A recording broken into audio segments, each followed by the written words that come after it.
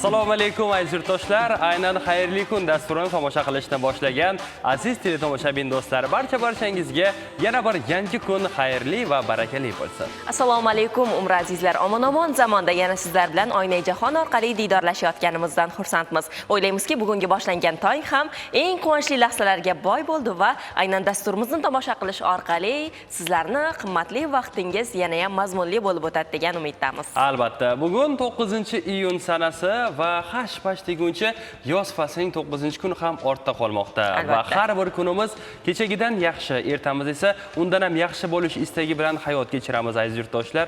O'ylaymizki, bizga taqdim qilinayotgan har bir yangi kun bizning rejalarimizni, maqsadlarimizni uddalash uchun yana bir imkoniyat desak adashmagan bo'lamiz. Albatta, zamon o'zgaryapti Omadbek. Aynan kecha bugundan, albatta kechagi kundan bugun yaxshi bo'lishimiz kerak. Erta undan ham yaxshi bo'lish kerak. Qalblarda eng ezgu tilaklar va qolaversa bir-birimizga ataladigan eng chiroyli samimiyat bilan boshlangan kun va aynan mana shu kunlardan biri bugun desak ham bo'ladi. Har bir kunni, har bir tongni eng yaxshi ezgu niyatlar bilan boshlang. Yaqinlarga biroz bo'lsa ham tabassum ulashish orqali ularning kayfiyatlarini ko'tarishingiz mumkin va bu eng yaxshi savobli ishlardan biri hisoblanadi. Shunday ekan, bugungi boshlangan tongda ham eng samimiy tilaklarni yaqinlaringizga armug'on qilishingizni so'rab qolamiz. Ayni daqiqalarda bizni dasturxon atrofida, nonushta dasturxonida tomosha qilayotgan yurtdoshlarimiz bo'lsa, ayni muddao bo'ladi va bugungi boshlangan kun uchun rejalarni qilayotgan bo'lsalar ham ajabmas. O'ylaymizki, bugun ham tarixga eng mazmunli va eng samarali, chiroyli kunlardan biri bo'lib yoziladi degan umiddamiz.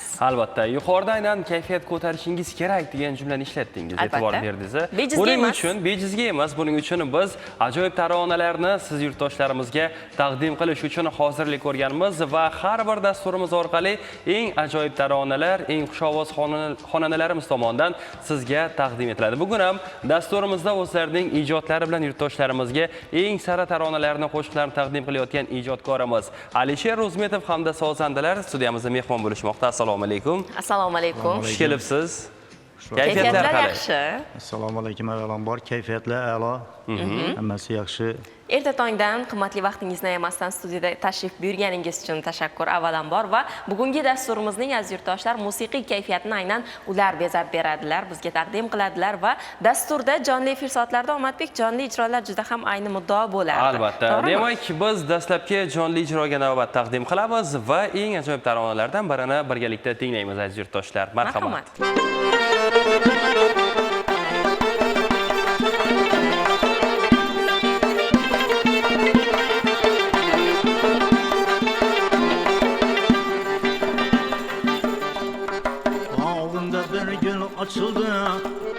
Bağımda bir gün açıldı, tur bir bıcak tur indi, tur bir bıcak tur indi.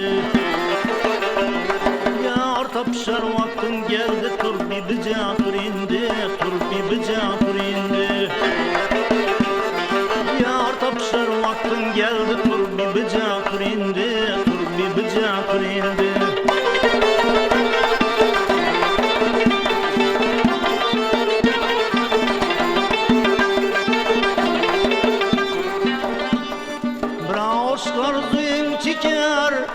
Gözlerinden kan yaş döker, aşk arzuyun çeker, gözlerinden kan yaş döker.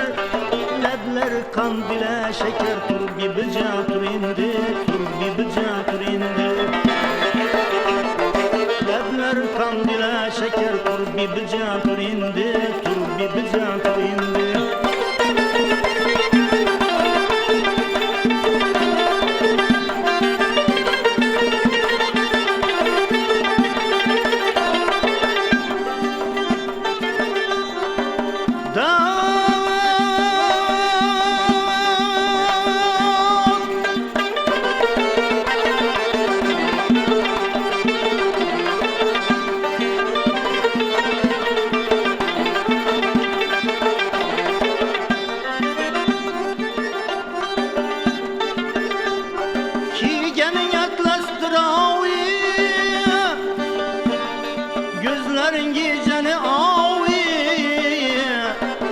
Sersem perilerini tay tur bir bıcak indi, tur bir bıcak indi.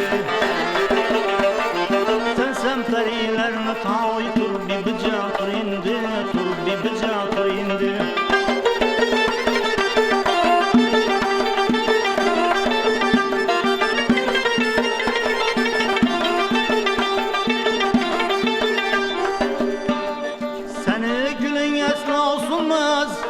Geldim uyanmasan olmaz. Seni gülün esnaf olmaz. Geldim uyanmasan olmaz. Gülen dağ senen el üzmez. Dur bir bıcak indi, dur bir bıcak indi. Gülen dağ senen el üzmez. Dur bir bıcak indi, dur bir bıcak indi. Dur bir bıcak indi, dur bir bıcak indi.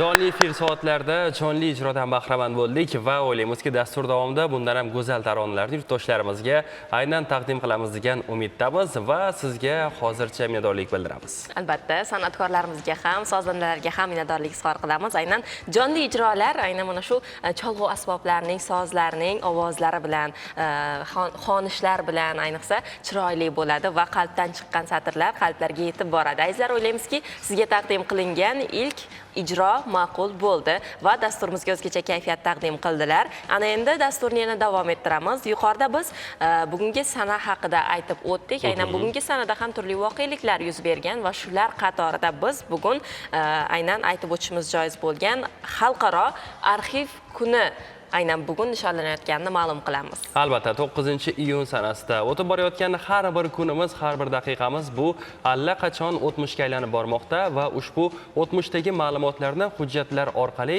yosh avlodga yetkazish bu arxivlar hujjatlarda saqlanib qolaveradi. Mana shunday ajoyib ma'lumotlar dasturimizdan o'rin egallaganini esdan chiqarmang aziz yurtdoshlar. Bunday tarixiy ma'lumotlar Omadbek Bekami ko'z tarzda kelajak avlodga yetib borish uchun arxiv muassasalarining xizmatlari katta hisoblanadi va aynan bu haqda bejiz so'z ochmadik. Bugun yuqorida aytib o'tganimizdek 9-iyun xalqaro arxiv kuni nishonlanar ekan. Sharafli va ayni damda mas'uliyatli faoliyat kasb egalarini biz chin qalbimizdan samimiy muborakbod qilamiz va aynan mana shu mavzuda lavha tayyorlangan. Keling lavhani tomosha qilamiz. Undan keyin studiyaga yana qaytamiz. Albatta, yana bir kichik eslatma aziz yurtdoshlar, pastda ko'rinib turgan Telegram bot manzili sizning nomalaringiz uchun shay holatda sizlarni kutmoqda. Demak, tabriklar bo'ladigan bo'lsa yoki dastur davomida mutaxassislarimiz yoki san'atkorlarimizga savollar bo'lsa, yozib qoldirishingiz mumkin. Biz iloji boricha hamma nomalarga e'tibor qaratamiz degan umiddamiz. Hozir esa lavhani birgalikda tomosha qilamiz. Marhamat. Arxiv o'tmishimizda tarixiy va aniq daliliy hujjatlar bilan aks ettiruvchi bebaho oynadir. Arxivlar insoniyat taraqqiyoti, davlatchilik va huquqiy munosabatlar paydo bo'lishi bilan birga shakllangan. Ular minglab yillar davomida tarixiy voqealarni, madaniyat va moddiy hayotni aks ettiruvchi hujjatli dalillarni saqlovchi bebaho manba hisoblanadi. Dastlabki arxivlar miloddan avvalgi 4-3 ming yilliklarda qadimgi Misr, Mesopotamiya va Xitoyda paydo bo'lgan. Bu davrda davlatni boshqarish uchun loy lavhalar, papirus va terilarga muhim qonunlar, soliqlar hamda qarorlar bitilib, saroylar va ibodatxonalar qoshida saqlangan. Antik davrda qadimgi Rimda rasmiy hujjatlar saqlanadigan asosiy arxiv tabulariy deb atalgan. O'rta asrlarda bu vazifani asosan cherkov va monastirlar bajargan. Mintaqamizda yozma manbalarni saqlash an'anasi juda qadimga borib taqaladi.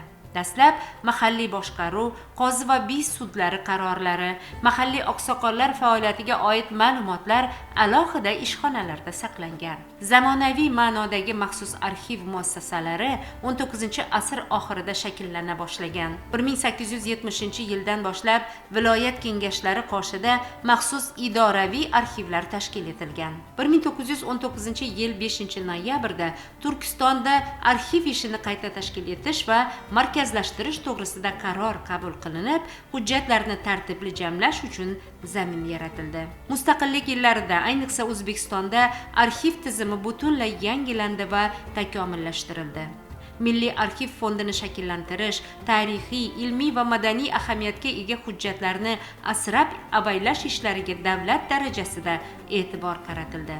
Bugungi kunda O'zbekistonda 16 milliondan ortiq saqlov birligidagi hujjatlar mavjud bo'lib, ularning 9 million 300 mingga yaqini Milliy arxiv fondining davlatga tegishli qismini tashkil etadi.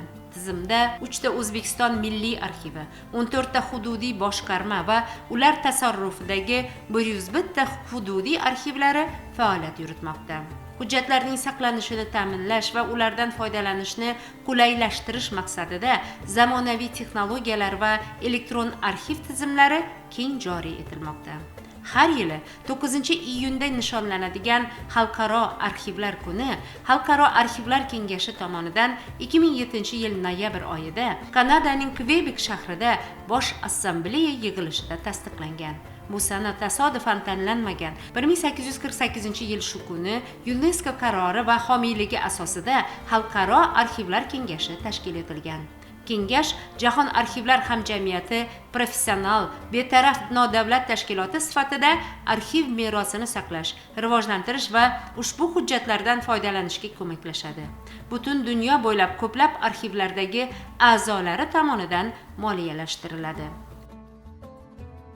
Bugungi kunda Xalqaro arxivlar kengashi 190 dan ortiq mamlakatga 1500 ga yaqin a'zoni birlashtirgan. Tashkilot faoliyati xalqaro standartni yo'lga qo'yish, xodimlar malakasini oshirish orqali arxivni samarali boshqarish, arxiv merosini saqlash, qayta ishlash va arxivdan foydalanish masalalarini hal etish, shuningdek mutaxassislar, siyosatchilar o'rtasidagi muloqot orqali arxivdan foydalanish imkoniyatini kengaytirishga qaratilgan. Arxiv shunchaki madaniy va tarixiy meros ko'rinishidagi jiddiy axborot resursi emas, balki har bir inson hayotida o'ziga xos ahamiyat kasb etadi.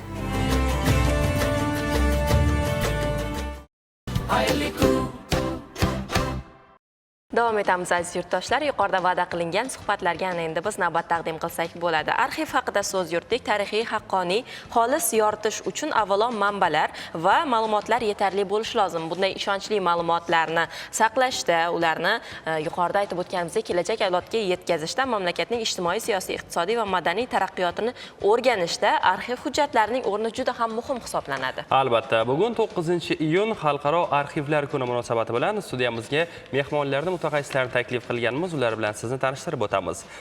Xorazm viloyat davlat arxivi direktori Ikrom aka Xudoyberganov hamda Yangibozor tumani davlat arxivi direktori Ravno opa Eshmatovalar bugungi dasturimiz mehmoni bo'lishadi. Ularni kutib olamiz. Marhamat.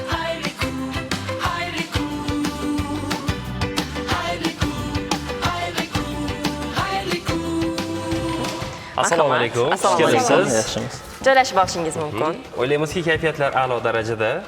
Sizlarni avvalambor mana shu Xalqaro arxiv kuni bilan muborakbod qilamiz chin qalbimizdan. Baribir har bir kunimiz har bir soha fidoyilari uchun katta bir bayram deya ayta olamiz. Aynan uzoq yillardan beri mana shu yo'nalishda faoliyat olib bormoqdasiz va yurtdoshlarimizga ajoyib ma'lumotlarni keltirib o'tmoqdasiz. Baribir ko'pchilikka muhayyoxon qiziq bo'ladi. Bundan 50 yil oldingi televideniya qanday bo'lgan yoki radio qanday bo'lgan, shu ma'lumotlar qay tartibda saqlanadi? Keling, oldin suhbatimizni shulardan boshlasak. Ikromjon aka. Assalomu alaykum. Tabriklar uchun rahmat. Barcha tinglovchilarga assalomu alaykum aytamiz. Hozir davlat arxivi umuman arxivlar kuni tashkil qilinishi to'g'risida ma'lumot aytadigan bo'lsak, o'sha Xalqaro arxivlar tashkiloti tomonidan aynan shu 9-iyun kuni Xalqaro arxivlar kuni deb belgilangan. Bu o'sha butun dunyoda bayram qilib nishonlanadi arxivchilar tomonidan. Shu qatorda shu Xalqaro arxivlar tashkilotiga a'zo bo'lgan O'zbekiston Respublikasi, ya'ni O'zarxiv agentligi a'zo bo'lganligi uchun O'zbekistonda ham keng nishonlanadi ushbu kasb bayrami sifatida. Bunda o'sha jahon miqyosida shu xalqaro tadbirlar, forumlar, seminarlar o'tkaziladi. Bundan tashqari shu O'zarxiv agentligi tomonidan ham yosh arxivchilar forumlari, sport musobaqalari, o'sha tadbirlar o'tkaziladi va keng nishonlanadi. Bu o'sha bayram barcha faqat davlat arxivlari xodimlari emas, tashkilotlarda ham arxiv xodimlari mehnat qiladi. Ular ham o'sha ko'tarinki ruh bilan bugungi shu bayramni nishonlaydilar. Juda ham yaxshi. Aynan bilamizki, tarixning haqiqiy ko'zgusi bu o'sha arxivdagi ma'lumotlar hisoblanadi va mana shu ma'lumotlarni qo'lga kiritish uchun, ulardan boxabar bo'lish uchun aynan qanday murojaat qilish kerak bo'ladi arxivga borgan paytda yoki qanday hujjatlar olib borish kerak, shularni yurtdoshlarimizga aytib o'tsangiz. Endi bu davlat xizmatlari ko'rsatish bo'yicha deyarli barcha 100% xizmatlar interaktiv uslubga o'tkazilgan. Bunda o'sha fuqarolar davlat xizmatlari markazlari orqali so'rab yuborishlari mumkin bo'ladi. Yoki bo'lmasam o'sha o'ziga qulay tarzda yagona interaktiv davlat xizmatlari portali orqali deyarli barcha xizmatlar o'sha interaktiv uslubga o'tkazilgan. Interaktiv davlat xizmatlari portallari orqali murojaat qilishlari mumkin bo'ladi. Hozir shu davlat arxivlarida ham o'sha so'rovlarni ko'rib chiqish bo'yicha arxiv tizimi yaratilgan, yagona arxiv axborot tizimi deb aytiladi. O'sha tizim orqali so'rovlar ko'rib chiqiladi, elektron tarzda navbat bo'yicha kelib tushib ijro qilinadi. Bunda endi yanada bitta qulaylik tomoni O'zbekiston Respublikasi Prezidentining 2025-yil 24-noyabrdagi 228-son farmoni bilan endi shajara axborot tizimini yaratish va bu orqali fuqarolarga o'sha shajara bo'yicha xizmat ko'rsatish yo'lga qo'yiladi. Joriy yil 1-sentabrdan yo'lga qo'yiladi. Shu bo'yicha hozir tayyorgarlik ishlari deyarli yakunlanib qolingan. Bu bilan fuqarolar o'sha o'zlariga kerakli bo'lgan shajaraga taalluqli ma'lumotlar bo'yicha so'rovlar yuborishlari ham mumkin bo'ladi va ushbu farmon bilan yana so'rovlar bo'yicha kiritilgan yangilikdan bu ko'plab xizmatlar deyarli ijro qilish muddatlari 50% ga qisqartirildi. Bunda masalan elektron nusxa olish, biror bir hujjatdan nusxa kerak bo'ladigan bo'lsa, o'sha so'rov yuborsa, bir ish kunida ko'rib chiqish yo'lga qo'yilgan. Masalan, arxiv o'quv-xonalaridan foydalanish bo'yicha ruxsatnoma olish xizmati ham bir ish kunida ko'rib chiqilishi kerak. Keyin nafaqa pensiyaga chiqish masalalari bo'yicha fuqarolar so'rovlari bo'ladigan bo'lsa, ular ham 50% ga qisqartirildi. Ya'ni o'sha 2-5 ish kunlarida ko'rib chiqiladi so'rovlari va bu ham shu fuqarolarning so'rovlari bo'yicha ular fuqarolarga yaratilayotgan qulaylik imkoniyatlar desak bo'ladi. Juda to'g'ri, bu fikrlarni eshitib, albatta bugungi raqamlashtirish texnologiyalar aslida yashayapmiz va yuqorida aytib o'tganingizdek 50% ga qisqartirilgan o'sha vaqt muddatni o'zi ham ko'pchilik yurtdoshlarimizga asqotadi, chunki vaqtdan unumli foydalanishadi va shajara haqidagi ma'lumotlar to'g'risi ko'pchilikka manzur keldi degan umiddamiz. Aynan mana shu ma'lumotlarni bemalol qiyinchiliklarsiz aynan arxiv markazlaridan topishlari mumkin bo'lsa, bu albatta barchani quvontiradi va keling aynan bugungi kunda rivojlanib borayotgan mana shu har bitta soha qatorida arxiv sohasini ham yo'nalishdagi ishlarni ham biz eslashimiz kerak, tilga olishimiz kerak. Yangiliklardan yurtdoshlarimizni boxabar qilish maqsadida bugun mutaxassislar taklif qilganmiz va yurtdoshlarimizda agar savollar tug'iladigan bo'lsa, Telegram bot manzilimiz ekranlaringizda ko'rinib turibdi va savollarni yozib qoldirishingiz mumkin. Keling Omadbek, biz arxiv sohasidagi o'zgarishlarni Yangibozor tumani misolida ham ko'rib chiqsak. Ra'no opa, xush kelibsiz. Assalomu alaykum, rahmat. Tabriklaymiz avvalambor bayram bilan. Rahmat, katta rahmat. Men ham shu so'zim boshida barcha hamkasblarimizni bugungi Xalqaro arxivlar kuni bilan tabriklayman. Keling endi mana shu Yangibozor tumanida qanday o'zgarishlar, yangiliklar qilinyapti aynan arxiv sohasi bo'yicha? Hozir aytib o'tilganidek, butun dunyo arxivchilari, shuningdek bizning respublikamiz arxivchilari oldidagi hozirgi kunda eng dolzarb bo'lib turgan vazifalardan biri bu arxiv hujjatlarini raqamlashtirish.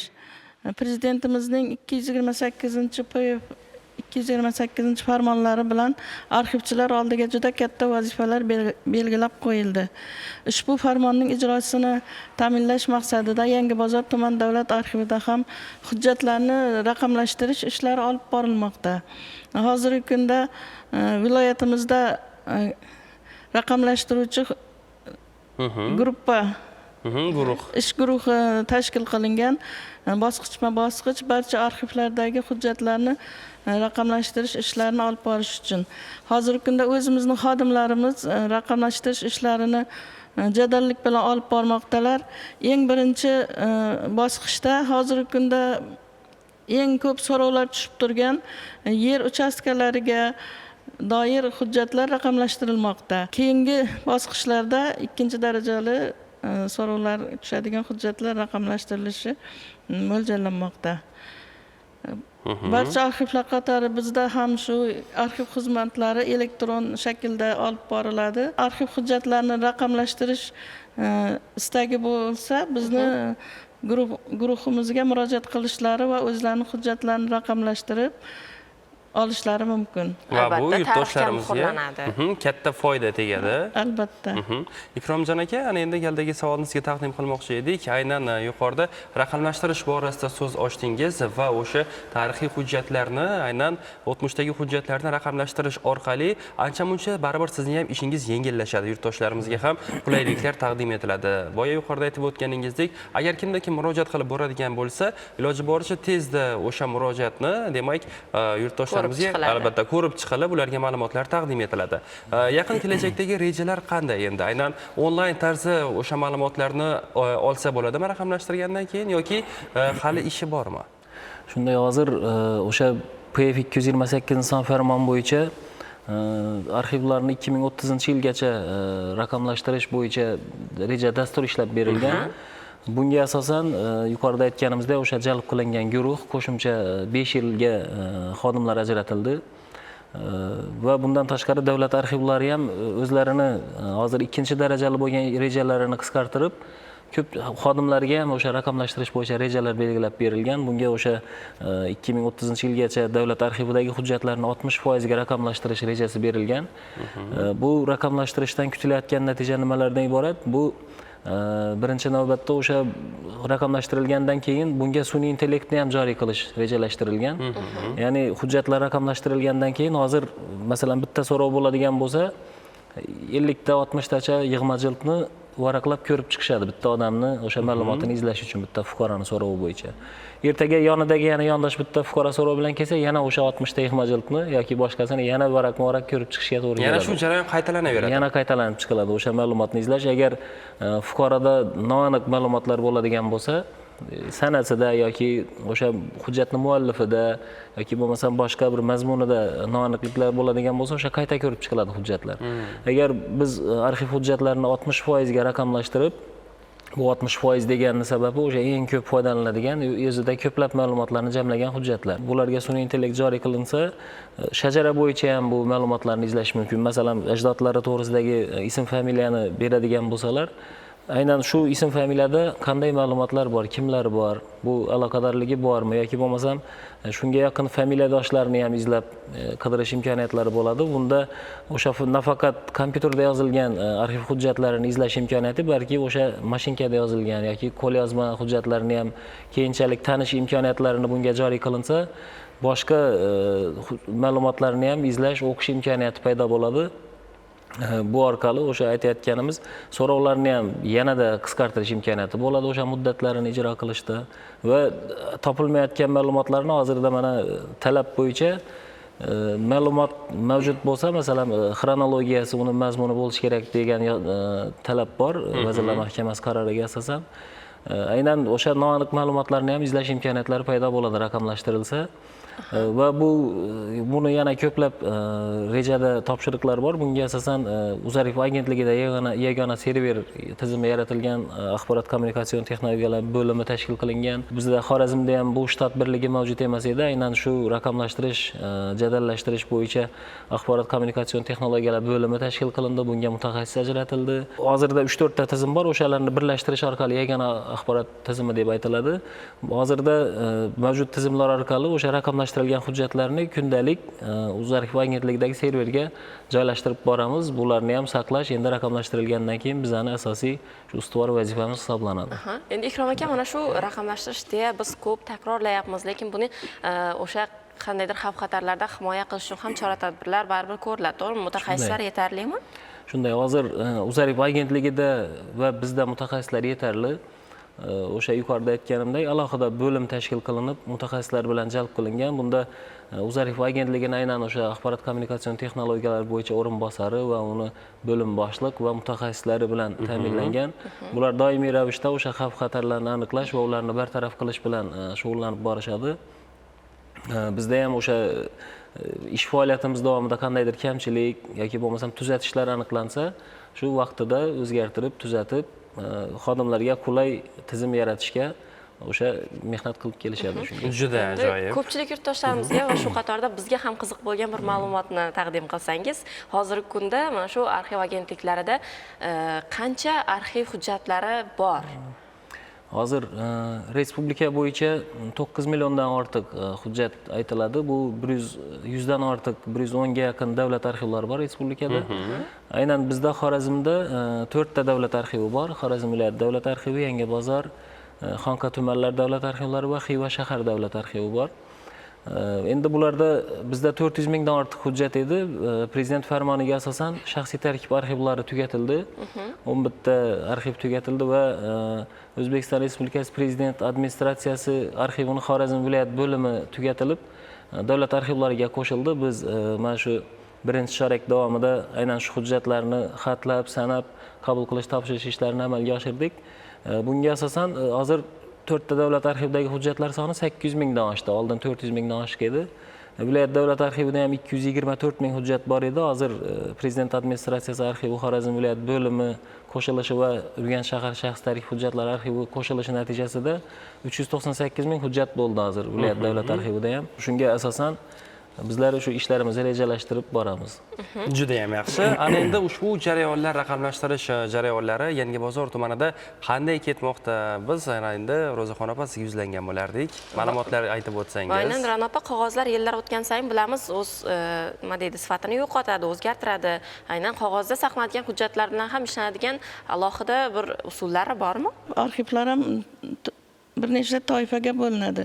Masalan, bizning respublikamizda ilmiy texnika va tibbiyot hujjatlari milliy arxivi bor, kino, foto, fono hujjatlari milliy arxivi bor va boshqa qog'oz asosidagi hujjatlar saqlanadigan arxivlarimiz bor. Masalan, kino, foto, fono hujjatlari milliy arxivida aynan shu televideniyalardagi oldingi berilgan ko'rsatuvlarning kino plyonkalari, qadimgi kino filmlar va keyingi zamonaviy filmlarning ham plyonkalari saqlanib kelinadi. Shuningdek,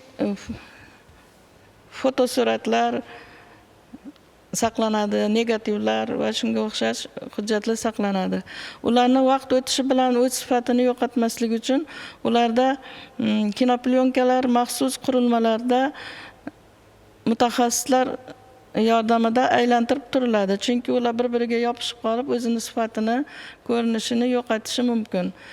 Bizni arxivimizda qog'oz asosidagi hujjatlar saqlanadi. Biz ularni vaqtni va tashqi muhitni ta'sirlaridan saqlash maqsadida birinchi navbatda ularni maxsus karton korobkalarda saqlaymiz. Bu hujjatlarga namlik, havo harorati, hatto bosim ham ta'sir ko'rsatadi. Ularni maxsus termometrlarda namliklar, havo harorati o'lchanib, me'yorda saqlashga harakat qilamiz. Bundan tashqari, hujjatlar vaqti bilan mavjudlik holati tekshirilib turiladi. Endi shu o'rinda yana bitta savol paydo bo'ladi-da, o'sha arxiv hujjatlari eng ko'pi bilan qancha yil saqlanadi yoki buni chegarasi yo'qmi yoki o'sha siz aytib o'tganingizdek turli xil turlari bor, turlari bor deb aytib o'tdingiz. Shu bilan hujjatlar ham saqlash muddatiga qarab turlarga bo'linadi. Vaqtincha saqlanadigan hujjatlar bor 10 yilgacha muddatda, keyin 75 yilgacha saqlanadigan hujjatlar bor. Bular notarial hujjatlar, sud hujjatlari, shuningdek fuqarolarimizning ish stajlariga va ish haqlariga doir hujjatlari. Bular 75 yil mobaynida saqlanadi. Umuman yo'qotilmaydigan doimiy saqlanuvchi hujjatlarimiz mavjud. Bular boshqaruv hujjatlari bo'lib, ularning saqlash muddatlari chegaralanmagan. Shuning uchun bularni biz hozirgi kunda raqamlashtirishning asosiy maqsadi ularni so'nib ketishini va yo'qolib ketishini oldini olish maqsadida raqamlashtirish ishlari olib borilmoqda. Juda ham yaxshi, ajoyib bir ma'lumotni aytib o'tdilar. Hozir aynan ushbu tasvirlarda ko'rsatuvlar ham aynan arxiv materiallar hisobida saqlanar ekan. Balki ushbu ko'rsatuv ham arxivdan joy egallashi mumkin bo'ladi, to'g'rimi? Va yuqorida aytib o'tganlaridek, butun umr saqlanadigan arxivlar ham bor deya. Bu arxivlarning ahamiyati shundaki, Omadbek, biz aynan kimdir o'ziga kerakli bo'lgan ma'lumotni nechadir yillardan keyin ham o'zgarmagan holda topishi mumkin va yuqorida aytib o'tdingiz, ilmiy mavzudagi, tarixiy mavzudagi o'sha hujjatlar ham bor deya va ularni ham saqlash orqali yangi bilimlarni yurtdoshlarimizga, kelajak avlodga taqdim qilish uchun ishonchli manba sifatida biz ularni ko'rsata olamiz-da, to'g'rimi? Albatta. Endi arxivni ahamiyati haqida yurtdoshlarimizga yana ham ko'proq ma'lumotlar taqdim qilsak, aynan sodda qilib tushuntiradigan bo'lsak, arxiv biz uchun nimaga kerak? Yana mutaxassislar tomonidan aniqroq fikrlar. Xulosa sifatida aytib o'tsak. Albatta. Xulosa sifatida aytib o'tadigan bo'lsak, arxivlar o'sha bugungi tarixni, o'sha yozilgan siz aytganda tarixni saqlab qolish, kelajak avlodga yetkazish asosiy vazifasi. Bu davlat ahamiyatidagi hujjatlar asosan tashkil qiladi. Mana umuman har bir o'tayotgan kunimiz tarix.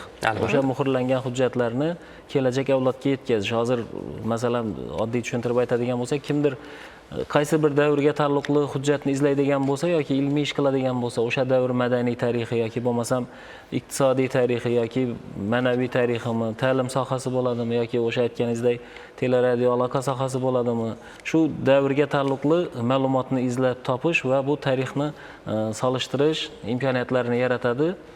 Asosiy maqsadimiz o'sha tarixiy hujjatlarni saqlab qolish, bularni o'sha aytganimizdek turlarga bo'lib eng tarixiy ahamiyatga ega bo'lganlarini saralab olamiz. Vaqtincha o'sha aytganimiz ilmiy tarixiy ahamiyati past bo'lgan hujjatlarni saqlab, ularni yo'q qilish, tarixiy ahamiyatga ega bo'lgan hujjatlarni saqlab, bularni ilmiy amaliy ekspertiza qilib, kelajak avlodga yetkazish davlat arxivlarining eng asosiy vazifasi hisoblanadi.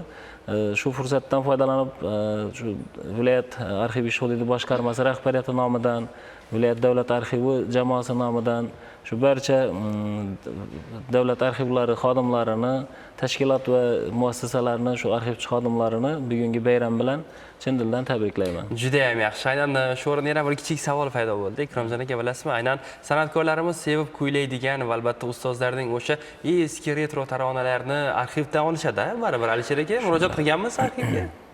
O'sha qo'shiqlar taronalarini eshitib ko'rish uchun, o'rganish uchun bular ham saqlanadi. Bu Ramap aytganidek, shu barcha audio, video, foto hujjatlar shu O'zbekiston Respublikasi kino, foto, fono hujjatlari milliy arxivida saqlanadi. Bu katta o'sha Markaziy Osiyodagi eng katta kino, foto, fono hujjatlari shu arxiv hisoblanadi. Bu yerda o'sha aytganimizdek, Xorazm vohasini ham musiqalari, audio yozuvlari ko'plab uchraydi. Ko'plab saqlanadi. Nodir shu arxiv hujjatlari sifatida saqlanadi. Juda ham yaxshi. Ramap, marhamat, siz ham yakuniy fikrlarni yurtdoshlarimizga taqdim qilishingiz mumkin. Men ham shu fursatdan foydalanib yana bir bor barcha hamkasblarimizni bugungi kasb bayramlari bilan tabriklayman. Tariximizning nodir durdonalari bo'lgan ma'naviy boyligimiz arxiv hujjatlarini saqlashdek mas'uliyatli va sharafli ishlarida muvaffaqiyatlar tilayman. Salomat bo'ling, omon bo'ling. Yana bir bora ushbu sana bilan sizni muborakbod qilamiz. Aziz yurtdoshlar, biz bilan suhbatda Xorazm viloyat davlat arxivi direktori Ikrom Xudoyberganov hamda Yangibozor tumani davlat arxivi direktori Ra'noxon opa Eshmatovalar bo'lishdi. Yana bir bora sizga tashakkurlarimizni yo'llab qolamiz. Minnatdorlik bildiramiz. Qiziqarli suhbatlar bo'lib o'tadigan umiddamiz. Bizga manzur bo'ldi, o'ylaymizki, yurtdoshlarimiz uchun ham foydali ma'lumotlarni suhbatlar orqali taqdim qila oldik. Omadbek, bayramlar og'ushidamiz. Aynan har kunimiz bayram bo'lyapti va har bir kunning o'ziga yarasha tarixiy voqeliklar bor. Hozirgina biz tarixiy voqeliklar, arxiv haqida so'z olib bordik suhbatlarimizda va bugun ham qaysidir yurtda, qaysidir dunyoning chekkasida katta bayramlar nishonlanayotgan bo'lishi ham mumkin. Albatta, va ushbu bayramlar aynan bizning viloyatimizda ham nishonlanayotgan bo'lishi mumkin. Aynan viloyatimizda tatar qardoshlarimizning milliy bayrami Sabanto'y keng nishonlandi.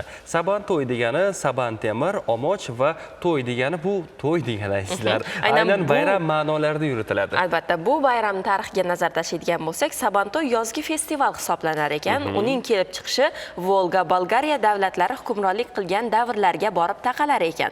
U tatar va boshqirt xalqlarining bahorgi dala ishlari tugashi bilan boshlanadigan, o'tkaziladigan bayramlar sirasiga kirar ekan. Albatta, Sabanto'y viloyatimizda ham qadrli bayram sifatida nishonlanadi har yili va u millatlar o'rtasidagi do'stlikni yanada mustahkamlaydi. Keling, Urganch shahrida bo'lib o'tgan ushbu Sabanto'y aynan haqidagi lavhani birgalikda tomosha qilishimiz mumkin bo'ladi. Marhamat. Mamlakatimizda bo'lgani kabi viloyatimizda ham Sabanto'y bir necha yillardan buyon keng nishonlanadi. Asrlar davomida mehnatsevarlik, birdamlik va do'stlik timsoli bo'lib kelayotgan ushbu bayram yurtimizda turli millat vakillarining madaniy merosi va an'analarini asrab-avaylab hamda rivojlantirish uchun yaratilgan imkoniyatlarning yana bir yorqin namunasi bo'ldi. Urganch shahrida bo'lib o'tgan Sabanto'yga tatar qardoshlarimizni qutlash uchun turli millat vakillari, turkman, qozoq, rus, koreys milliy markazlari va keng jamoatchilik vakillari ishtirok etishdi. Tadbir avvalida Tatariston Respublikasi prezidenti Rustam Minglixonovning bayram tabrigi o'qib eshittirildi. Bayram davrasida milliy libos kiygan va tug' ko'targan qizaloqlar yig'ilganlarni tatar milliy shirinligi bo'lmish chakchak bilan siyladilar. Bayram doirasida milliy qo'shiq va raqslardan iborat konsert dasturi namoyish etildi. Shuningdek, xalq o'yinlari tashkil etildi. Milliy hunarmandchilik va xalq amaliy san'ati ko'rgazmalari mehmonlarda katta qiziqish uyg'otdi.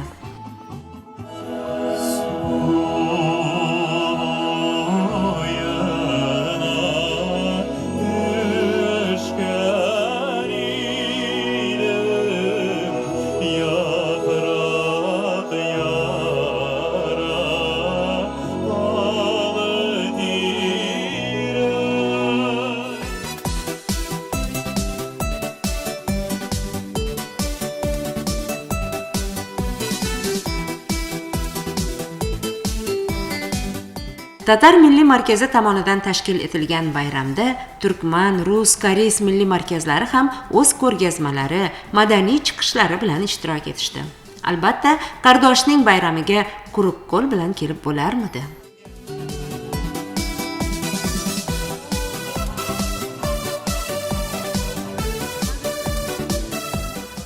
Bu an'ana tinch yurtimizga, og'zi bir xalqimizga juda yarashadigan bir an'ana. Hammasi tinch yurtga, og'zi bir yurtga, mehnatkash yurtga, jips yurtga yarashadigan bayramlar. Shu bir yakadan bosh chiqarib, shu millatlarning jipsligini ta'minlab, chunki bizni ilhomlantiradigan prezidentimiz bor.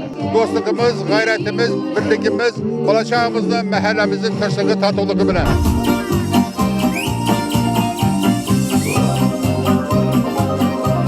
Rus milliy markazi uchun Sabanto'y shu qadar qadrliki, bu bayramda o'zlarini mehmon emas, mezbondek his qilishdi.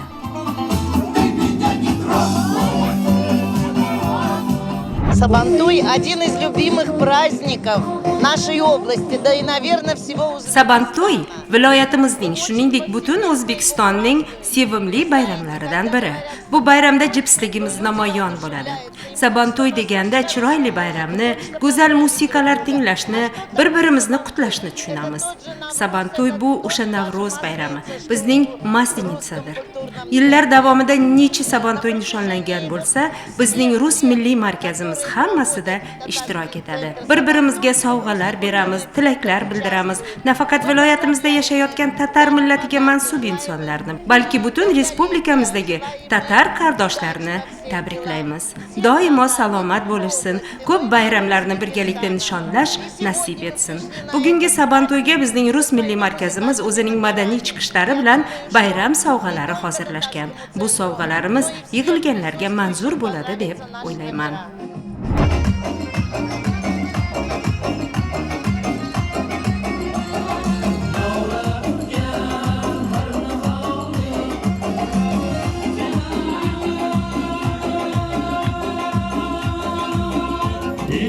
Mine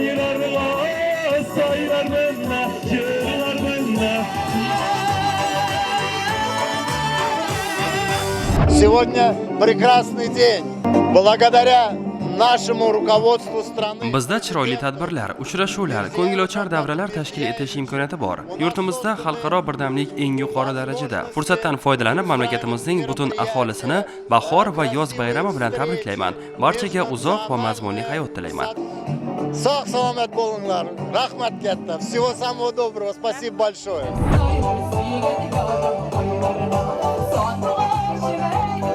Tatar Sabon to'yi bizlar uchun bu katta bayram, do'stlik bayrami.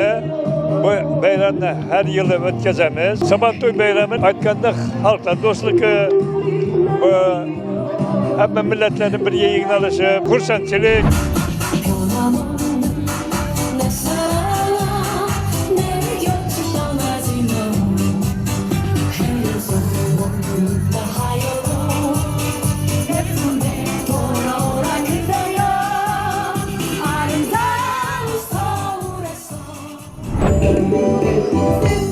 Sabantoyga Tatariston xalq artisti Alina Ahmedshinaning kelishi davrani yanada yashnatdi. Pentatonikaga asoslangan, melizmaga boy tatar milliy qo'shiqlari barchaga manzur bo'ldi. Bik iskitkish, bik motor, bik zo'r rahmat, shulay motor etib bizni Tataristondan, O'zbekistonda qarshi olganingiz uchun biz bik shodmiz. Men bizga bo'lgan hurmat va mehmondorchilikdan xursand bo'ldim. Tashkiliy ishlar yuqori saviyada. Biz Tataristondan keldik. Urganchning Sabantoyi o'ziga xos go'zal tashkil qilingan. Hamjihatlikni, iliq munosabatlarni ko'rdik. Bu yerda bizni juda izzat hurmatda qarshi oldilar. Urganchni tomosha qildik, Xivaga bordik. Xiva haqida taassurotlarim beqiyos. Hali hanuz shahardan olgan zavq va shavqim meni tark etmayapti. Dal beresi, dal beresi, dal beresi, dallarda, dal beresi, dal beresi, dal beresi, dallarda. Sanduğa şimeytip sayrasigen yarım qoylarda. Sanduğa şimeytip sayrasigen yarım qoylarda. Bayram video alkışlayımız. Bayram alkışlar. Yaratamiz.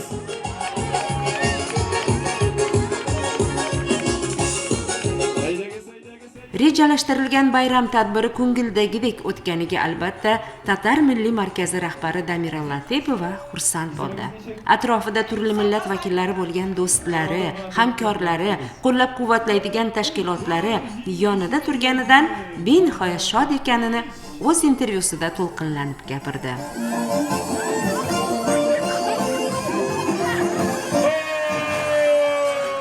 Сегодня у нас большой праздник проходит Сабантуй. Я хотела... Bugungi Sabantoyimiz juda go'zal o'tmoqda. Bunday bayramni tashkil etishda bizga yaqindan yordam bergan viloyat va Urganch shahar hokimligiga minnatdorchilik bildiraman. Bizning Sabantoy do'stlik bayrami hisoblanadi. Fikrimga, tantanamizga kelgan turli millat vakillari tashrifini misol qilib olishim mumkin. Bayram sahnamizda barcha millat vakillarining qo'shiqlari yangradi, raqslari jilolandi. Kecha Tatariston delegatsiyasi vakillarini kutib oldik. Tatariston Respublikasi rahbariyatiga ham yo'llangan tabrik va delegatsiya uchun minnatdorchilik bildiramiz. Tatariston madaniyat xodimlari tomonidan toza tatar tilida yangragan qo'shiqlar yig'ilganlarga nihoyatda yoqdi.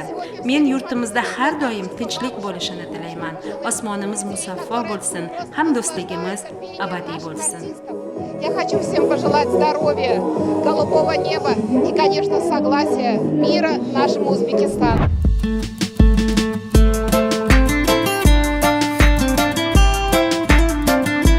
Sabantoy bayrami millatlar o'rtasidagi do'stlik, hamjihatlik va o'zaro hurmat muhitini yanada mustahkamlab, yurtimizdagi bag'rikenglik va ahillik an'analarining yorqin ifodasiga aylangan. Bu jipsligimizga ko'z tegmasin.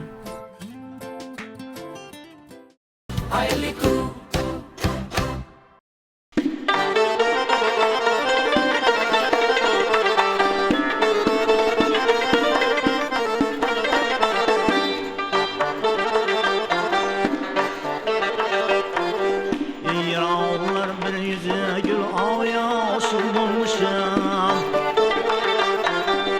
Yağlar bir yüze gül ayaşı bulmuşam. Berçenin maksudu gülren ayaşı bulmuşam.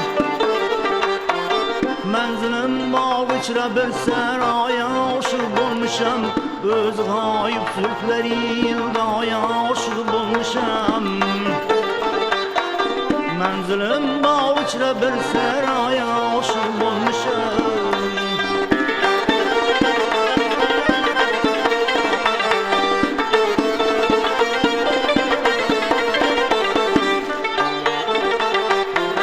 Kalbim içre yorgamidir menzilim seraday Tartışım gam gıssadır men bulmuşam seraday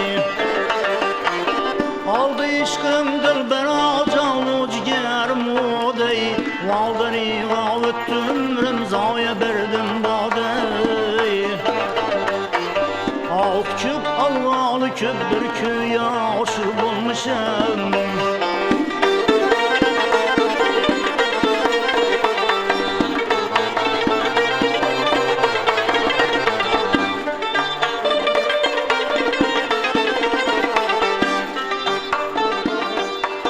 Dost havavi vestini men çendal isterim Damızın pin kastını üzümlü zindal isterim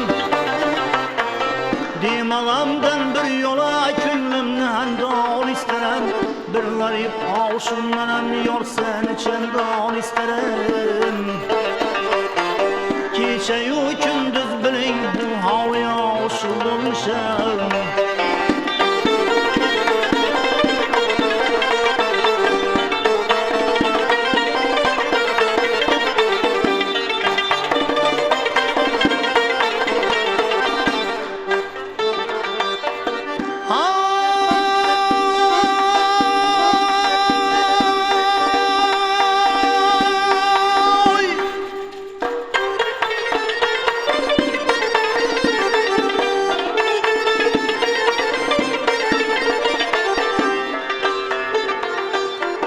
İstemez yavrum beni, ul yar zarım yok beni Kalmışım heyranım, gayri medarım yok beni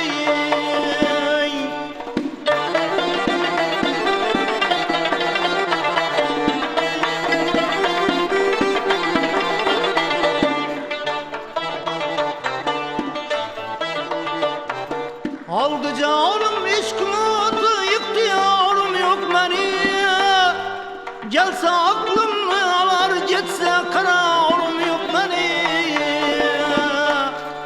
Kiprigi o kaşları ulya uya aşık olmuşam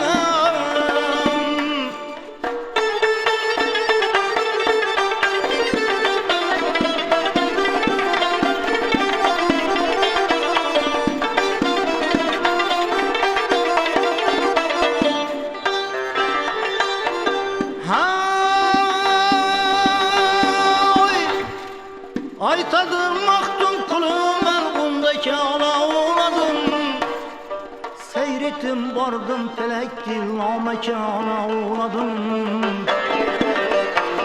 Şun beni resva kılıptır işkana uğradım 72 şehrine min bir dükana uğradım Şunça sergerdan sepili zaya aşık bulmuşam Şunça sergerdan sepili zaya aşık bulmuşam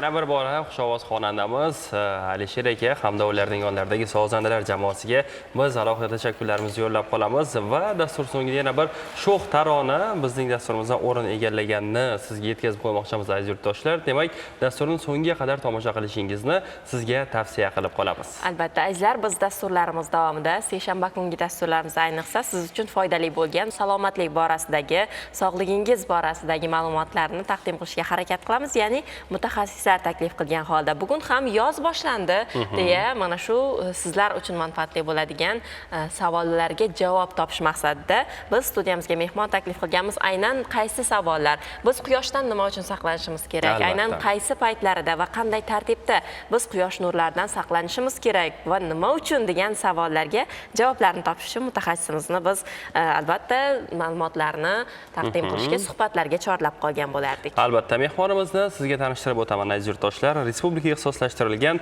Dermatovenerologiya va kosmetologiya ilmiy amaliy tibbiyot markazi Xorazm viloyat hududiy filiali teri zamburug' kasalliklari bo'limi mudiri Sarvar aka Nurullayev bugun studiyamizda aynan sizlarga ajoyib ma'lumotlarni taqdim qiladilar. Taklif qilamiz.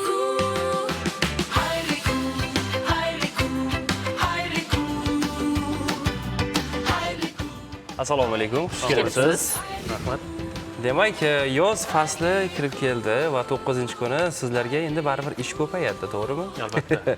Aynan savollarimiz juda ham ko'p. Yoz faslida quyosh nurlari, havo harorati issiq bo'lganligi tufayli aynan terida kuyish holatlari kuzatiladi va albatta aynan qandaydir allergik holatlar kelib chiqishi kuzatiladi. Aynan shular xususida bugun yurtdoshlarimizga ajoyib ma'lumotlar berib o'tamiz degan umiddamiz.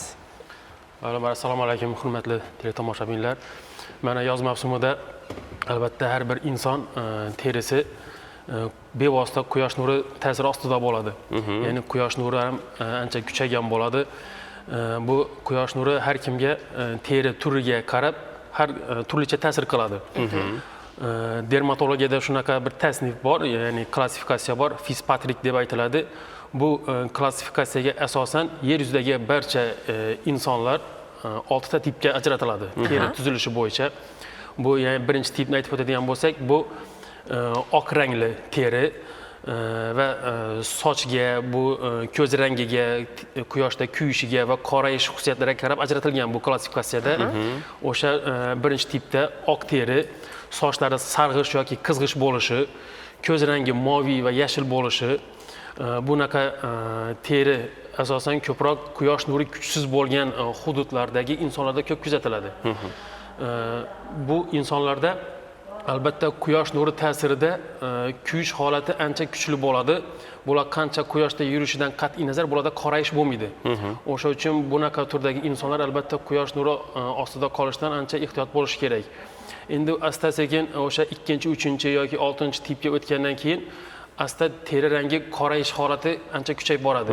Misol uchun 6-chi tipda bular qora tanlilar. Asosan Afrika hududlaridagi aholiga tegishli bo'lib, bularda qorayish kuchli hisobiga kuyish holati kuzatilmaydi. Bular quyoshga ancha chidamli bo'ladi. Endi shu o'rinda savol tug'ilishi mumkin, biza teri tipimiz qaysi turga kiradi? Biza O'rta Osiyo yoki shu O'rta Yer dengizi aholisi ko'pincha 3-chi, 4-chi tipga mansub. 3-chi, 4-chi tipga mansub. Bu tipdagi teri tuzilishi, ya'ni moslashishga ancha yaxshi, moslashuvchan bo'ladi. Ya'ni quyoshga chiqqanda qorayish ham kuzatilishi mumkin yoki noto'g'ri quyosh nurida foydalangan taqdirda kuyish holati ham kuzatilishi mumkin. Shuning uchun bizada albatta quyosh nuridan ma'lum bir miqdorda himoyalash tavsiya qilinadi. Endi bo'lishi mumkin genetik nuqtai nazardan o'sha 1-chi, 2-chi tipdagi aholi ham bo'lishi mumkin bizada, lekin kam miqdorda bo'ladi. Endi quyosh nurining ham o'zi kunning qaysi muddatida bo'lishiga qarab ta'siri turlicha bo'ladi. Quyoshdan mana infraqizil nurlar, ultrabinafsha nurlar deymiz. Infraqizil nurlar bu asosan qizdirish ta'siri hisobiga organizmni qizdirish yoki yer yuzini qizdirish ta'sir qiladi. Ultrabinafsha nuri bevosita shu insoniyatga yoki bir o'simlik bo'ladimi, o'sha teri tashqi qavatlariga ta'siri ancha kuchli bo'ladi, ko'proq bo'ladi. Shu ultrabinafsha nuri ostida teri qorayishi yoki kuyish holatlari kuzatilishi mumkin. Ultrabinafsha nuri ko'pincha mana ertalabki quyosh deymiz yoki kun botish vaqtidagi quyoshda ancha kam bo'ladi. Ya'ni bu paytda quyosh atmosferaning qalin qavatidan o'tishi hisobiga atmosfera qavatida ancha ushlanib qoladi. O'sha uchun bu paytlardagi quyosh ancha inson uchun foydali hisoblanadi. Ya'ni quyosh nuri, o'sha ultrabinafsha nurning ham ta'sirida teri orqali insonga o'ta kerak bo'lgan D vitamin sintezi, ancha kuchayadi va serotonin gormoni ham sintezini rag'batlantirish ancha kuchayadi. Endi serotonin gormoni bu kayfiyatni ko'taruvchi gormon, ya'ni baxt gormoni deb aytiladi. O'sha uchun mana shu ertalabki quyosh yoki kun botar vaqtidagi quyoshda toblanish shu insonga ancha kayfiyatni ko'tarishga, qanaqadir bir ruhiy yengillik berishga, xotirjamlik ham baxsh etadi. Juda yaxshi. Endi o'sha tushlik vaqtida bu nurlar ancha kuchayadi. Tavsiya qilinmaydi demak ko'chada yurish. Albatta, o'sha tushlik vaqtidagi quyosh teriga bevosita chuqur qavatiga kirish hisobiga ancha kuyish holatlari yoki kuchli qorayish holatlari, bundan tashqari terini tez qarishi va ajinlarni tushishiga, terida turli hollar ko'p bo'lsa, teri saratoniga olib kelish nimalari ham sabablar ancha ko'payadi. O'sha uchun quyosh kunning qaysi vaqtida quyosh nuridan foydalanish, o'sha birinchidan teri turiga qarab va kunning vaqtiga qarab tavsiya qilinadi. Albatta endi hozirgi kunda yoz mavsumida o'sha ertalab misol qachondan qachongacha saqlanish mumkin degan savol bo'lishi mumkin. 10-11 gacha ertalab va peshin 4-5 dan keyingi quyosh ancha insonga zarar ta'siri kam, foydaliroq. O'sha muddat orasidagi quyosh nuri insonga ancha foydasidan ko'ra zarar tomoni ko'proq bo'ladi. Shuning uchun o'sha vaqtlarda iloji boricha quyosh nuridan saqlanish tavsiya qilinadi. Juda yaxshi.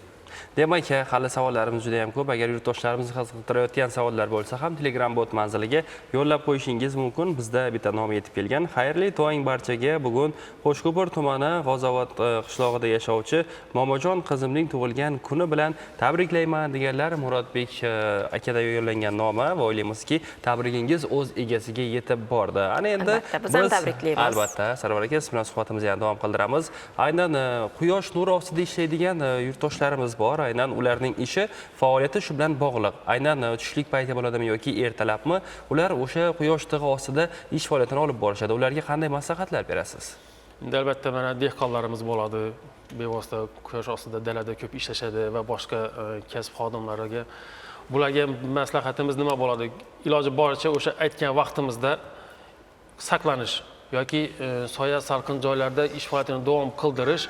Bundan tashqari agar majbur bo'lib qolganda iloji boricha terini yopish, ya'ni uzun narsalardan foydalanish, kiyimlardan kiyish va kiyimlarning rangiga ham ahamiyati bor, ya'ni ochiq rangli oq yoki ochiq rangli kiyimlardan foydalanish va albatta uni paxta deymiz, ipakli nimalardan deymiz, materialga ham ahamiyat berish kerak.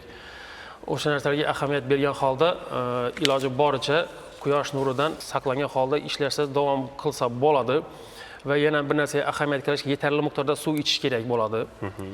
Va albatta bosh qismini o'sha bosh kiyim, ya'ni shlyapa deymiz, nima deymiz, o'shani soya qiladigan nimasi ham ancha keng, ma'lum bir miqdorda yuzga, tananing boshqa sohalariga quyosh nurini tushishidan saqlashi kerak bo'ladi. Mana shularga ahamiyat qilgan holda ish faoliyatini davom qildirsalar bo'ladi. Endi albatta teri aytdim-ku, shu 3-4-tipda bular moslashuvchan teri bo'ladi. Ya'ni bularda bizda asta-asta o'sha quyoshga yozgan moslashuvchi, ya'ni teri qorayish holati kuchayib boradi. Va bu holatda albatta ma'lum bir miqdorda kuyish holati ham ancha kamayadi. Qorayishi mumkin teri, lekin kuyish holati ancha kamayadi. Juda yaxshi. Va aynan yoz mavsumi boshlandi. Shu bilan birga, bilasizmi Sarvar aka, bolajonlarimizni qanchalik qarshilik ko'rsatmaylik, baribir ota-onalar nazoratidan biroz chetda qolsa, o'sha suv havzalariga borishlari, o'zboshimchalik bilan hatto ko'proq suvda, quyosh ostida, oftob ostida suvda suzishlari yoki shunday do'stlar bilan o'yin qaroqlik qilishlari mumkin. Bunday holatda ularning terilarida qandaydir o'zgarishlarni sezamizda, baribir suv va quyoshda teri kuyish holatlarimi yoki insonga zararli bo'lgan qandaydir illatlar paydo bo'ladimi? Endi o'sha suv havzalariga tushish davomida organizm ancha soviydi. Bu vaqtda o'sha quyosh nurini qabul qilib turgan dozasini inson sezmay qoladi.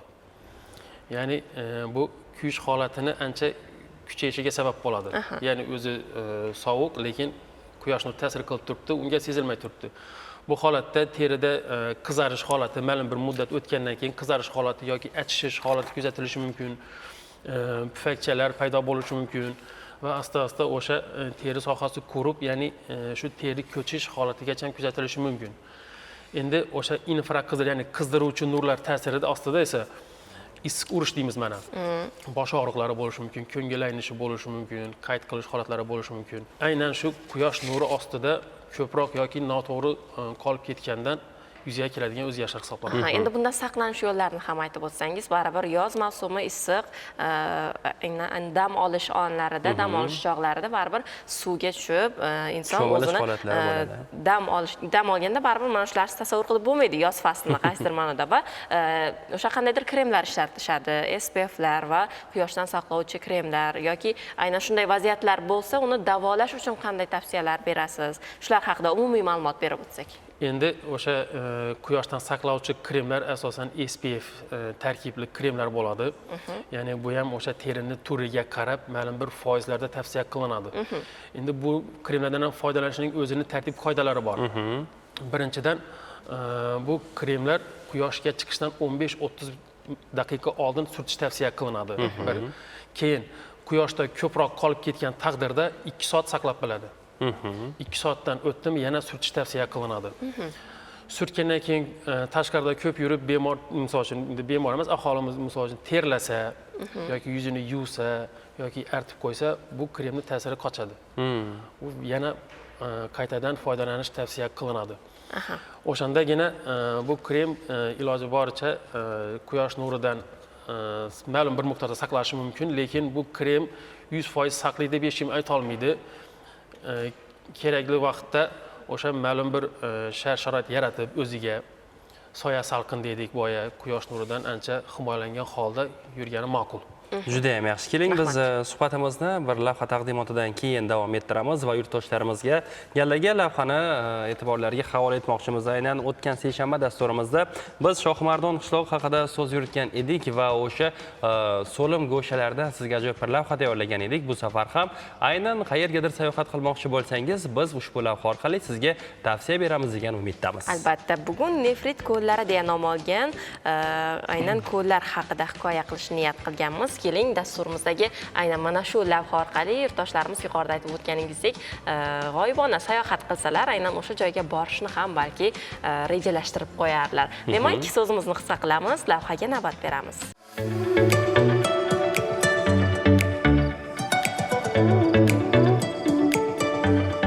Toshkent viloyati Bo'stonliq tumanida shunday so'lim maskanlar borki, go'zalligi, toza havosi bilan dunyoga mashhur. Ugam Chatkol milliy bog'i hududida poytaxtdan 160 kilometr uzoqlikda joylashgan go'zal tog' ko'llari bor. Ular suvining tiniq va yorqin zumrad rangi tufayli nefrit ko'llari deb ataladi. Mazkur hudud bir-biridan 4 kilometrlik masofada joylashgan kichik va katta ko'llardan iborat. Nefrit ko'lini Urinkash ko'li deb ham atashadi. Urinkash uyg'urchadan urung, oq, yorug', Kash esa nefrit degan ma'noni bildiradi. Kichik Urinkash ko'li dengiz sathidan 1227 metr balandlikda joylashgan. Unga borish uchun past baland tog' yo'llaridan harakatlanish kerak. U tabiiy xarsang toshlarning qulashi natijasida to'g'on hosil bo'lishi bilan vujudga kelgan. Suvi juda tiniq va sovuq bo'ladi. Katta Urinkash kichik ko'ldan 4 kilometr yuqoriroqda, yanada kattaroq maydonni egallagan holda joylashgan. Katta ko'lga borish biroz murakkabroq. Tik qoyalar, o'nkir-cho'nkir yo'llar odamni charchatadi. Yo'l-yo'lakay turli ko'rsatkichlarga ko'zingiz tushadi. Ular sayohat davomida amal qilish kerak bo'lgan qoidalarni uqtiradi.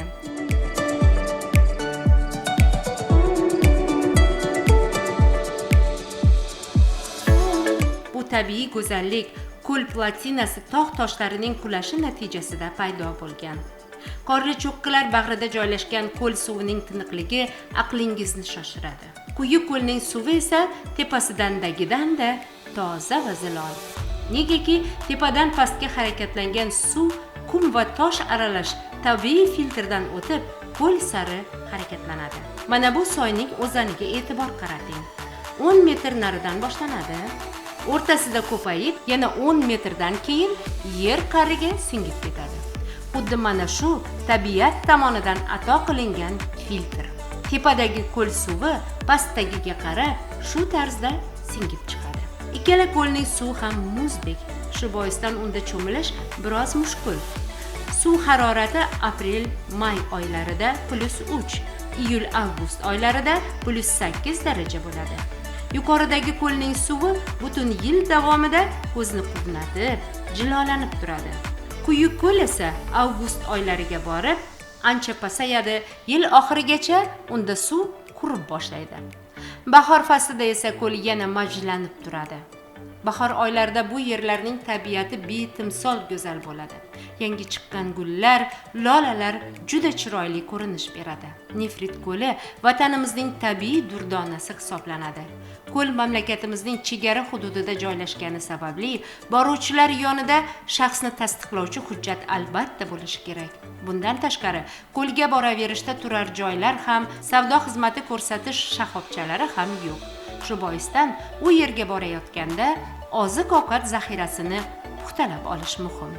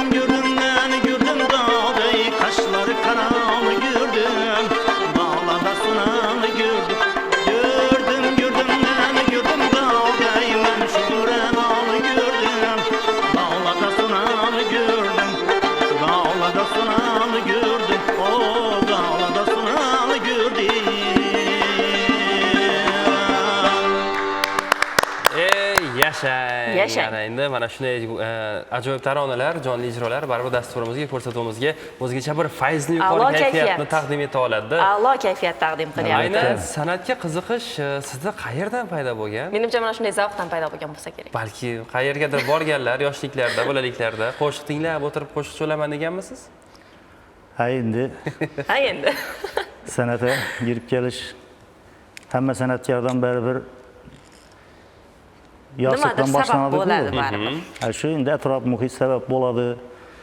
Qolaversa shu ustozlarni ijrolarini eshitib, avvalambor shu hali ham mehmonlarimizga endi arxiv xodimlariga endi bir qancha bir tarixga oid narsalarni aytdilar-ku. Shunda endi bizlar ham baribir qaysi bir soha vakili bo'lmasin, albatta shu tarixga, o'tmishni bilmasdan kelajakka nazar tashlab bo'lmaydi deydi. Albatta.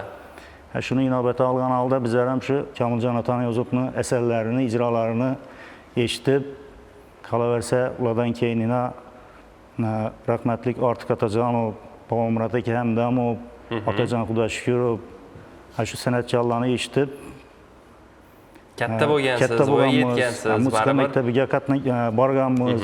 Avidan bir qancha shu ustozlardan bir ko'nikmalarni, bilimlarni olib, hozirgi kunda shu o'zimizning shu Yangiariq tumanida 15-son bolalar musiqa maktabida shu xonandachilik yo'nalishi bo'yicha darslar qo'ldan kelgancha baholi qudrat. Bu juda ham yaxshi, chunki aynan o'sha yoshlik chog'laringizda ustozlarga bo'lgan hurmat, ularning qo'shiqlarini aynan mas'uliyat bilan ado etish, ijro qilishdek mas'uliyatni siz his qilgansiz va ushbu yo'ldan kechib o'tdingiz, ushbu yo'ldan. Endi yoshlarga ham, o'quvchilarga dars berib kelmoqdasiz. Bu juda ham quvonarli holat deya biz ayta olamiz, albatta. Chunki shogird bo'lmaguncha ustoz bo'la olmaysan degan jumla bor. Aynan siz kimning shogirdisiz? Tumanimizda musiqa maktabimiz bo'ladi. Shunga borganmiz 5 yil davomida shu yerda o'qib, baribir ustozimiz nima deydi, bir dastlabki bir san'atni, bir sir asrorlarni o'rgatgan ustozimiz keyin undan keyin bilim yurtuna o'qishga girgan vaqtimizdan bir qancha ustozlardan ta'lim olganmiz. Va shu nima deymiz, g'oyibona shu hozir aytib o'tganimdek ustozlarimiz Ortiq aka Otajonov, Rahmatjon Qurbonov, Bobomurod aka Hamdamov ana shularni ijodidan aytib, o'rganib, elimizni yaxshi kunlarida xizmat qilib kelamiz hozirgi kunda. Va shu bilan birgalikda o'zimiz ham shularning ijodlarini nazar tashlab, o'zlarimiz ham bitta ikkita narsa qilib, hozirgi kunda shu ijro qilib yuribmiz. Avtor asarlarini, mualliflik qo'shiqlarimizdan. Juda yaxshi. Mana qo'lingizda soz ko'ryapmiz. Soz chalib, jonli ijroda qo'shiq kuylayapsiz va mana shu qo'lingizdagi sozdan tashqari yana nimalarni chalishni bilasiz. Baribir jonli ijroda kuylaydigan odam mana shunday cholg'u asboblarni ham ko'plab chalishni biladi. Aynan yuqorida aytib o'tdingiz, baribir faoliyat ham mana shu bilan bog'liq. Endi qo'ldan kelgancha deb ayta oladigan bo'lsa ham yana qaysi cholg'u asboblarni chalishni bilasiz? Endi imkon qadar chalamiz, ijro qilamiz, doirani yo bo'lmasa fortepianoni ozmas chalamiz. Torli chalg'u asboblar juda ko'p bo'ladi. Afg'on rubobi ham bor, rubob prima deydi, buni turlari ko'p. Turlari ko'p. Ana shularni ham endi chalamiz. Bu juda ham yaxshi ma'lumotlar va bilamizki har bir sohada, aynan faoliyat turida sizdan bir kun oldin ishga kelgan odam bo'lsa ham baribir unga ustoz ham murojaat qilish bu ham albatta o'rinli bo'ladi va har bir sohada ustoz shogird an'anasi davom etayotgani odamni juda ham quvontiradi. Bugungi ishtirok uchun va albatta dasturimizga ajoyib taronalar taqdim qilganingiz uchun tashakkurlarimizni yo'llab qolamiz va aynan bugun yana bir mehmonimiz Respublikaga ixtisoslashtirilgan dermatovenerologiya va kosmetologiya ilmiy amaliy tibbiyot markazi Xorazm viloyat hududiy filiali teri zamburug' kasalliklari bo'limi mudiri Sarvar aka Nurullayevga ham tashakkurlarimizni yo'llab qolamiz va o'ylaymizki sizning ma'lumotlaringizdan keyin yurtdoshlarimiz aynan ushbu tavsiyalarga amal qilishadi. Albatta, qiziqarli suhbatlar bo'lib o'tdi. Bu suhbatlar qancha davom etsa ham arziydi, lekin biz qimmatli vaqtingizni ayamay bizni tomosha qilayotgan yurtdoshlarimizga ajratilgan vaqtimiz tugadi deya siz bilan xayrlashishlarga yaqinlashmoqdamiz. Bugungi dastur orqali sizga yetkazmoqchi bo'lgan ma'lumotlar va qolaversa vaqtingizni mazmunli o'tkazishga qaratilgan ishlar mana shulardan iborat edi. Azizlar, biz Xayrli kun musiqiy dam olish dasturini chiroyli tarzda e'tiboringizga havola qildik. Bizga ajratgan vaqtingiz, e'tiboringiz uchun tashakkur. Hamisha o'zingizni asrang, sog' va salomat bo'ling. Albatta, aziz yurtdoshlar, har bir kuningiz quvonchga, zavqqa to'lsin deya biz dasturimizni aynan shu daqiqalarda o'z poyoniga yetkazmoqdamiz va eng asosiysi aziz yurtdoshlar, tabassum yuzlaringizdagi har doim yorqinlashsin va mana shunday yaxshi niyatlarni butun ijodiy jamoamiz nomidan sizga tilab qolamiz. Hayotlaringizning har bir kunida omad sizda muhayyo bo'lsin aziz yurtdoshlar. Dasturimiz so'ngida esa yana bir ajoyib taronani biz xushovoz xonandamiz, aynan elimiz yurtimiz ardog'idagi ijodkor Alisher Ro'zmetov hamda sozandalar jamoasidan birgalikda qabul qilamiz va ushbu tarona dasturimizga yakun yasaydi. Omon bo'ling azizlar. Salomat bo'ling.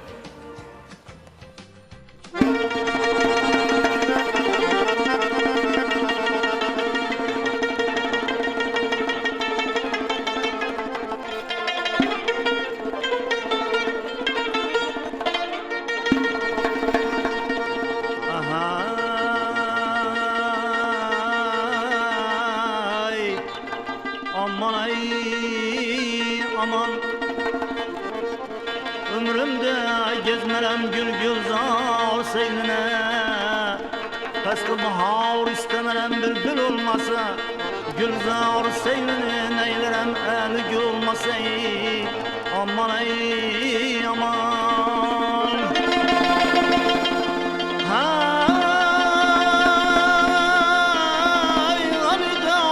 Gani dağlar, kavlu bular karsız bulmaz.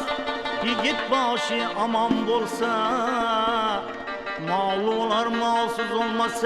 Aman ey aman.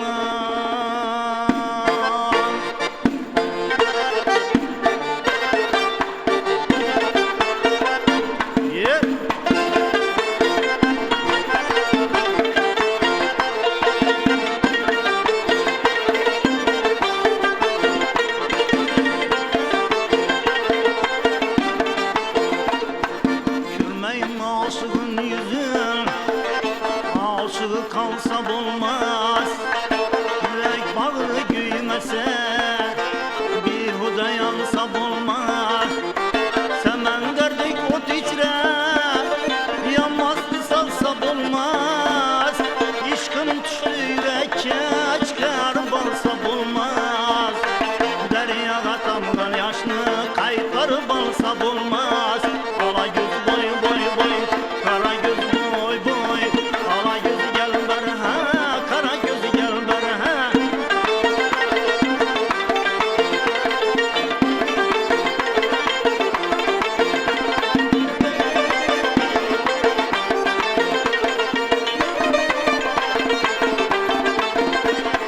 Kavmetine bendedir, bağlara servir aman. Lelime bin reşk din, bunca yürür bağırkan.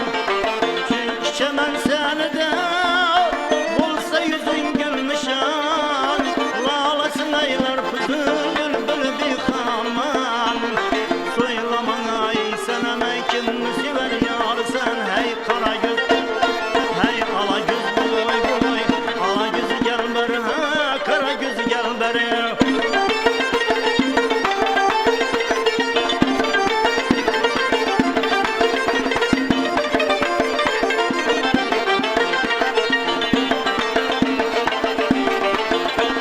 Yeşil arzum indi, yeşil arzum indi, seni izlep yürürmen.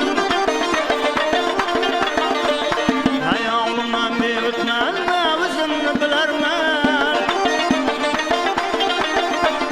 Kamil muradım var deyip, kamil muradım var deyip, ben özünden dilermen.